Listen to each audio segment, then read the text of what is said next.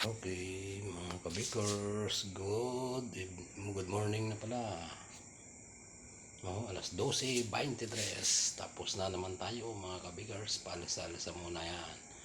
Shout out sa inyong lahat dyan, mga kabikers, ayan na ang aking gawa. Pinapakita ko na naman sa inyo kung paano gumawa ng munay at mga pandikuko, donut, Spanish bread, mga pandisalan, mga kabikers. Shout out sa inyong lahat dyan, sa mga gumagawa ng tinapay ngayon.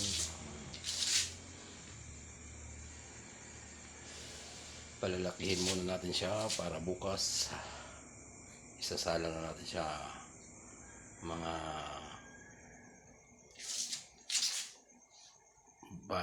alas 4 salang.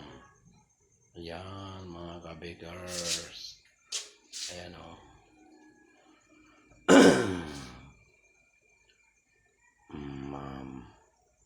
ganyan lang yan kadali mga kabakers ang paggawa ng tinapay.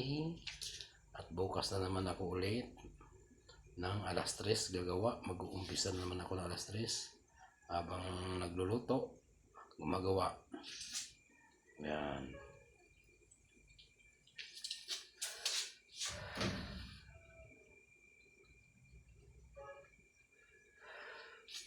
Palis-alisa muna tayo.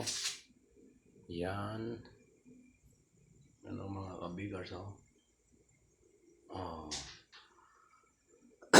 hintayin natin ang alas 4 ng umaga bago isalang yan. Yan, minikos-mekos na yan ni kabikers. Yan mga kapanadero ko, yan mga customer naming mamimili ng tinapay. Yan na ang gawa ni kabikers.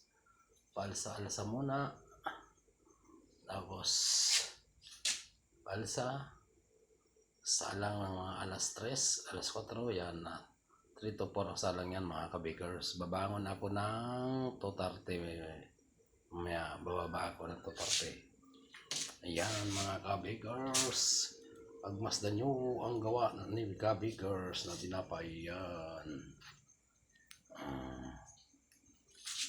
yung iba mamaya na naman. Okay mga kabikers, babay muna. Yan na lang muna ang one ni kabikers. Hanggang dito na lang muna. Bye-bye. Ingat-ingat tayo saan man tayo sulok na mundo ngayon. I love you all. I love you forevermore. Ayan. Bye-bye.